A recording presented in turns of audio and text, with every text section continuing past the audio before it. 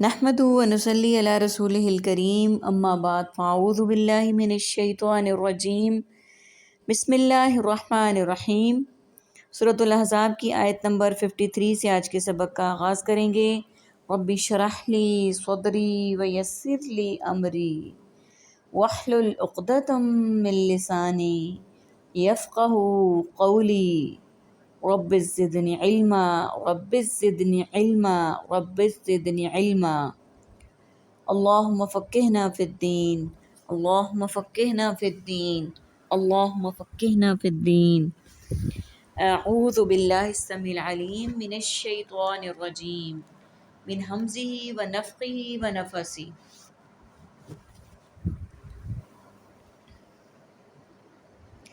یا ایہا الذین آمنوا لا تدخلوا، اے وہ لوگو جو سب ایمان لائے ہو مت تم سب داخل ہوا کرو، بیوت النبی الا ان یؤذن لکم، گھروں میں نبی صلی اللہ علیہ وآلہ وسلم کے مگر یہ کہ اجازت دی جائے تم کو۔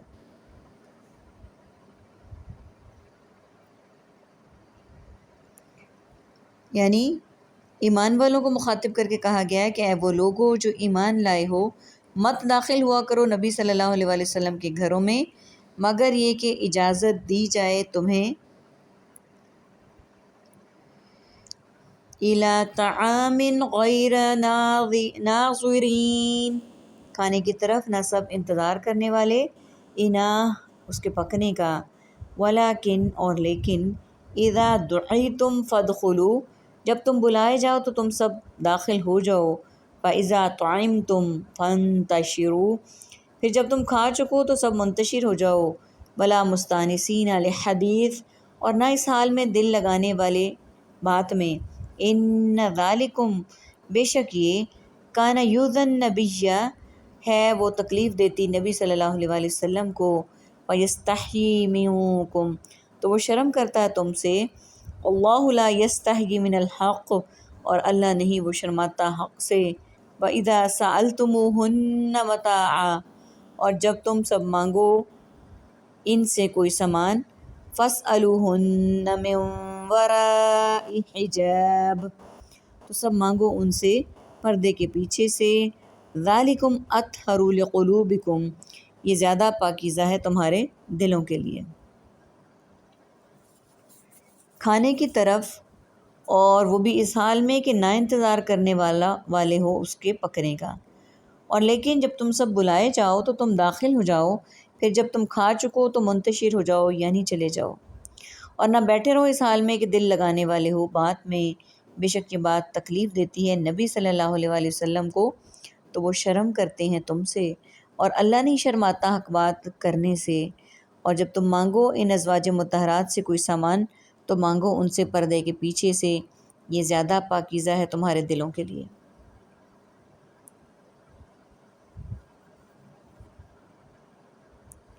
وَقُلُوا بِهِنَّ وَمَا كَانَ لَكُمْ أَن تُؤْذُوا، اور ان عورتوں کے دلوں کے لیے اور نہیں ہے تمہارے لیے کہ تم سب تکلیف پہنچاؤ رسول اللہ، رسول صلی اللہ علیہ وآلہ وسلم، اللہ کے رسول کو، وَلَا أَن تَنكِحُوا، اور نہ یہ کہ تم سب نکاح کرو، ازواجہ اس کی بیویوں سے، من بعد اس کے بعد، ابدا کبھی بھی، ان ذالکم کان عند اللہ عظیما، بے شک یہ ہے اللہ کے نزدیک بہت بڑا گناہ، ان تبدوا شیئا او تخفوہ، اگر تم ظاہر کرو کوئی چیز یا تم چھپاؤ اسے، فَإِنَّ اللَّهَ كَانَ بِكُلِّ شَيْءٍ عَلِيمًا، تو بے شک اللہ ہے ہر چیز کو خوب جاننے والا، لا جناح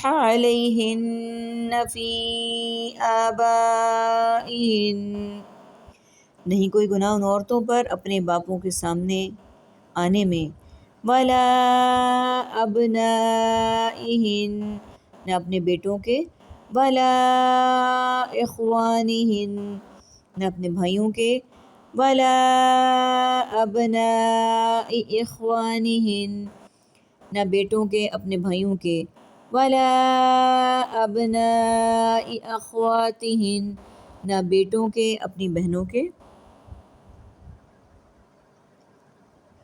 آیت نمبر 54 کا ریمیننگ ہم دیکھ لیتے ہیں۔ اور ان کے دلوں کے لیے نہیں ہے جائز تمہارے لیے تم تکلیف پہنچاؤ اللہ کے رسول کو، اور نہ یہ جائز کہ تم نکاح کرو اس کی بیویوں سے اس کے بعد کبھی بھی، بے شک یہ عمل اللہ کے نزدیک بہت بڑا گناہ ہے۔ 53 آیت ہماری الحمدللہ ثم الحمدللہ کمپلیٹ ہوئی۔ اب دیکھتے ہیں کہ اس کی ڈیٹیل کیا ہے۔ اس آیت کا سبب نزول یہ ہے، یعنی نزول ہونے کا وجہ سبب یہ ہے کہ نبی صلی اللہ علیہ وآلہ وسلم کی دعوت پر حضرت زینب رضی اللہ تعالی عنہا کے ولیمے میں صحابہ کرام رضوان اللہ علیہم اجمعین تشریف لائے، جن میں سے بعض کھانے کے بعد بھی بیٹھے ہوئے باتیں کرتے رہے، جس سے آپ کو خاص تکلیف ہوئی۔ تاہم حیا اور اخلاق کی وجہ سے آپ نے انہیں جانے کے لیے نہیں کہا۔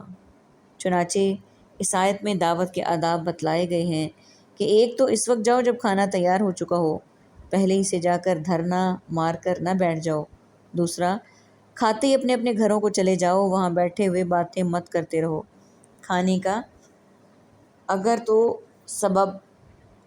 کا ذکر تو سبب نزول کی وجہ سے ہے، ورنہ مطلب یہ ہے کہ جب بھی تمہیں بلایا جائے، چاہے کھانے کے لیے یا کسی اور کام کے لیے، اجازت کے بغیر گھر کے اندر داخل مت ہو۔ یہ حکم حضرت عمر رضی اللہ تعالیٰ عنہ کی خواہش پر نازل ہوا۔ حضرت عمر رضی اللہ تعالیٰ عنہ نے نبی صلی اللہ علیہ وآلہ وسلم سے عرض کی، اے اللہ کے رسول، آپ کے پاس اچھے برے ہر طرح کے لوگ آتے ہیں، کاش آپ امہات المومنین کو پردے کا حکم دے تو کیا ہی اچھا ہو۔ اس پر اللہ نے یہ حکم فرمایا۔ صحیح بخاری کی حدیث آپ کے سامنے روایت کی گئی۔ یہ پردے کی حکمت اور علت ہے کہ اس سے مرد اور عورت دونوں کے دل ریب و شک سے پاک رہیں گے، اور ایک دوسرے کے لیے کے سامنے فتنے میں مبتلا ہونے سے محفوظ رہیں گے، چاہے وہ کسی بھی لحاظ سے ہو۔ آپ صلی اللہ علیہ وآلہ وسلم کے گھر میں بغیر اجازت داخل ہونا، آپ کی خواہش کے بغیر گھر میں بیٹھے رہنا، اور بغیر حجاب کے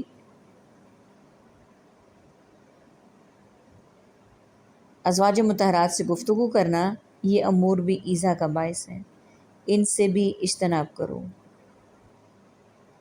یہ حکم ان ازواج مطہرات کے بارے میں جو وفات کے وقت آپ صلی اللہ علیہ وآلہ وسلم کے حوالہ عقد میں تھیں، تاہم جن کو آپ نے ہم بستری کے بعد زندگی میں طلاق دے کر اپنے سے علیحدہ کر دیا ہو، وہ اس کے عموم میں داخل ہے یا نہیں۔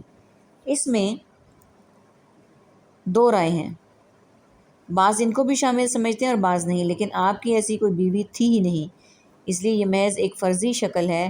علاوہ ازیں ایک تیسری قسم ان عورتوں کی ہے جن سے آپ کا نکاح ہوا، لیکن ہم بستری سے قبل ہی ان کو آپ نے طلاق دے دی، ان سے دوسرے لوگوں کا نکاح درست ہونے میں کوئی نزاع معلوم نہیں۔ تفسیر ابن کثیر۔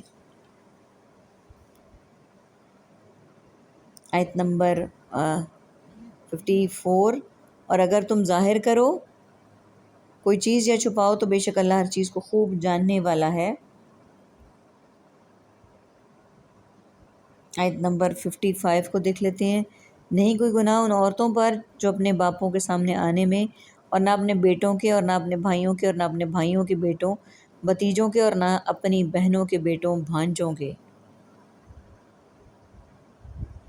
وَلَا نِسَائِهِنَّ وَلَا مَا مَلَكَتْ أَيْمَانُهُنَّ، اور نہ اپنی عورتوں کے، نہ ان کے سامنے آنے میں جن کے مالک ہوئے ان کے دائیں ہاتھ۔ وَاتَّقِينَ اللَّهَ، اور تم سب اللہ سے ڈرو۔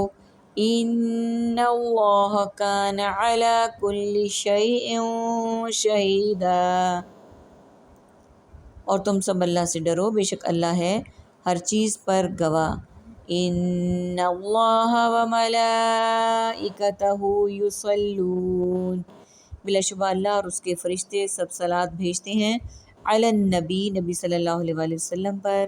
یا ایہا الذین آمنوا صلوا علیہ، اے وہ لوگو جو سب ایمان لائے ہو تم سب بھی درود بھیجو اس پر۔ آمنوا صلوا علیہ وسلموا تسلیما، اور تم سب سلام بھیجو، خوب سلام بھیجنا۔ ان الذین یؤذون اللہ ورسولہ، بے شک وہ لوگ جو سب تکلیف پہنچاتے ہیں اللہ کو اور اس کے رسول کو، لعنہم اللہ، لعنت کی ان پر اللہ نے، فی الدنیا والآخرہ، دنیا میں اور آخرت میں، وعد لہم عذابا مہینا، اور اس نے تیار کیا ان کے لیے عذاب رسوا کرنے والا۔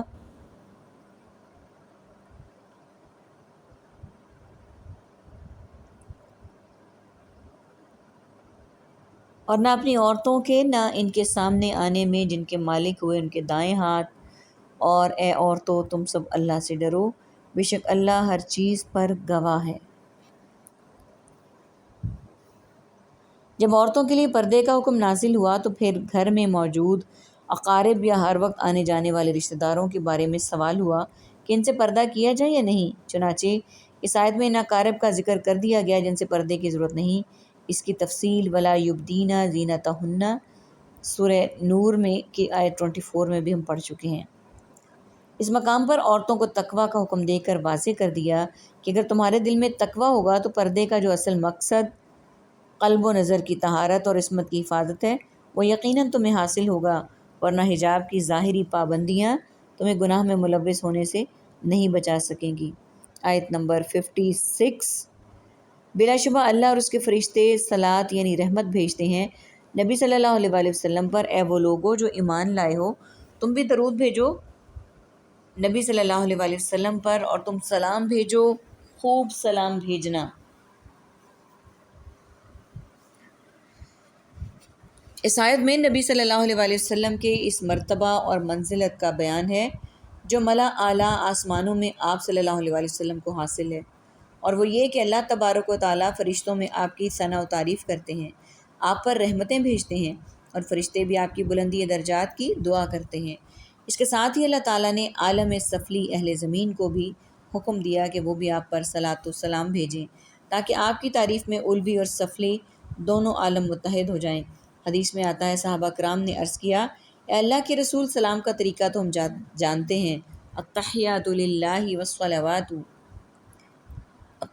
میں السلام علیکہ ایھا النبی پڑھتے ہیں، ہم درود کس طرح پڑھیں؟ اس پر آپ صلی اللہ علیہ وآلہ وسلم نے درود ابراہیمی بیان کیا جو نماز میں پڑھا جاتا ہے۔ صحیح بخاری کی حدیث 4797۔ علاوہ ازیں حدیث میں درود کے اور بھی صیغے آتے ہیں جو پڑھے جا سکتے ہیں۔ ایک دلیل یہ ہے کہ مسند احمد میں صحیح سند سے مروی ہے کہ ایک شخص نے آپ صلی اللہ علیہ وآلہ وسلم سے سوال کیا، اے اللہ کے رسول آپ پر سلام کس طرح پڑھنا ہے؟ یہ تو ہم نے جان لیا کہ ہم تشہد میں السلام علیکہ پڑھتے ہیں، لیکن جب ہم نماز میں ہوں تو آپ پر درود کس طرح پڑھیں؟ تو آپ نے درود ابراہیمی کی تلقین فرمائی۔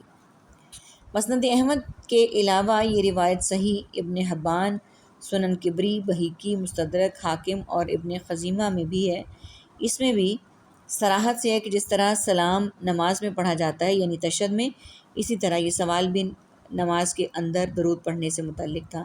نبی صلی اللہ علیہ وآلہ وسلم نے درود ابراہیمی پڑھنے کا حکم فرمایا، جس سے معلوم ہوا کہ نماز میں سلام کے ساتھ درود بھی پڑھنا چاہیے اور اس کا مقام تشہد ہے، اور حدیث میں یہ عام ہے کہ اسے پہلے یا دوسرے تشہد کے ساتھ خاص نہیں کیا گیا، جس سے یہ استدلال کرنا صحیح ہے کہ پہلے اور دوسرے دونوں تشہد میں سلام اور درود پڑھا جائے، اور جن روایات میں تشہد اول کا بغیر درود کے ذکر ہے انہیں سورہ احزاب کی آیت صلی علیہ وسلم کے نزول سے پہلے برمحمول کیا جائے۔ لیکن اس آیت کے نزول یعنی 5 ہجری کے بعد جب نبی صلی اللہ علیہ وآلہ وسلم نے صحابہ کے پوچھنے پر درود کے الفاظ بھی بیان فرما دیے تو نماز میں سلام کے ساتھ صلاۃ درود شریف کا پڑھنا بھی مشروع ہو گیا، چاہے وہ پہلا تشہد ہو یا دوسرا۔ اس کی ایک اور دلیل یہ ہے کہ حضرت عائشہ رضی اللہ تعالی عنہا نے بیان فرمایا کہ نبی صلی اللہ علیہ وآلہ وسلم بعض دفعہ رات کو 9 رکعت ادا فرماتے، 8ویں رکعت میں تشہد بیٹھتے تو اس میں اپنے رب سے دعا کرتے اور اس کے پیغمبر پر درود پڑھتے، پھر سلام پھیرے بغیر کھڑے ہو جاتے اور 9ویں رکعت پوری کر کے تشہد میں بیٹھتے تو آپ اپنے رب سے دعا کرتے اور اس کے پیغمبر پر درود پڑھتے اور پھر دعا کرتے، پھر سلام پھیر دیتے۔ اس میں بالکل صراحت ہے کہ نبی صلی اللہ علیہ وآلہ وسلم نے اپنی رات کی نماز میں پہلے اور آخری دونوں تشہد میں درود پڑھا ہے۔ یہ اگرچہ نفلی نماز کا واقعہ ہے لیکن مذکورہ عمومی دلائل کی آپ کے اس عمل سے تائید ہو جاتی ہے، اس لیے صرف نفلی نماز تک محدود کر دینا صحیح نہیں ہوگا۔ اللہ عالم بالصواب۔ آیت نمبر 57، بے شک وہ لوگ جو تکلیف پہنچاتے ہیں اللہ اور اس کے رسول کو، لعنت کی ان پر اللہ نے دنیا اور آخرت میں، اور تیار کیا ان کے لیے رسوا کرنے والا عذاب۔ اللہ کو ایذا دینے کا مطلب ہے ان افعال کا ارتکاب جسے وہ ناپسند فرماتا ہے، ورنہ اللہ کو ایذا پہنچانے پر کون قادر ہے؟ جیسے مشرکین، یہود، نصارہ وغیرہ اللہ کے لیے اولاد ثابت کرتے ہیں، یا جس طرح حدیث قدسی میں ہے، اللہ تعالیٰ فرماتا ہے ابن آدم مجھے ایذا دیتا ہے، زمانے کو گالی دیتا ہے، حالانکہ میں ہی زمانہ ہوں، اس کی رات اور دن کی گردش میرے ہی حکم سے ہوتی ہے۔ صحیح بخاری حدیث 4826۔ یعنی یہ کہنا کہ زمانے نے یا فلک کا رفتار نے ایسا کر دیا، یہ صحیح نہیں، اس لیے افعال اللہ کے ہیں، زمانے یا فلک کے نہیں۔ اللہ کے رسول کو ایذا پہنچانا، آپ کی تکذیب، آپ کو شاعر، کذاب اور ساحر وغیرہ کہنا، علاوہ ازیں بعض احادیث میں صحابہ کرام کو ایذا پہنچانے اور ان کی تنقیص و اہانت کو بھی آپ نے ایذا قرار دیا ہے۔ لعنت کا مطلب اللہ کی رحمت سے دوری اور محرومی ہے۔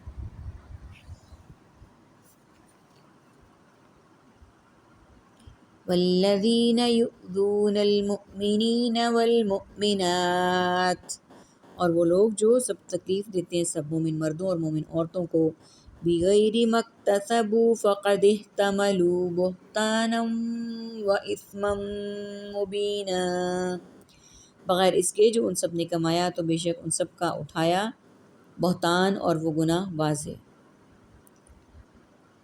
یعنی وہ لوگ جو تکلیف دیتے ہیں مومن مردوں اور مومن عورتوں کو بغیر اس کے جو انہوں نے کوئی گناہ کمایا ہو تو بے شک انہوں نے اٹھایا بہتان اور واضح گناہ کا بوجھ۔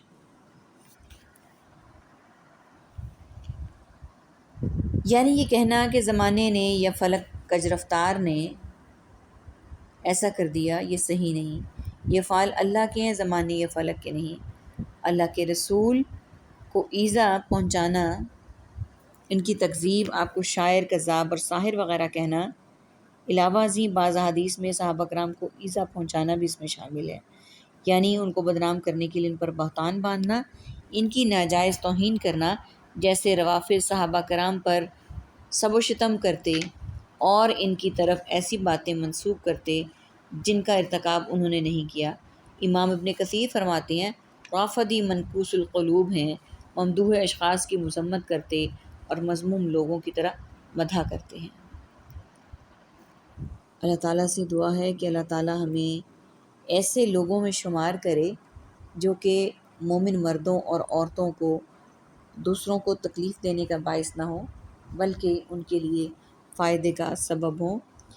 حدیث مبارکہ ہے خیر الناس من ينفع الناس، کہ لوگوں میں سے بہترین وہ ہے جو دوسروں کے لیے فائدے کا سبب ہو، جو دوسرے کے لیے نفع کا سبب ہو۔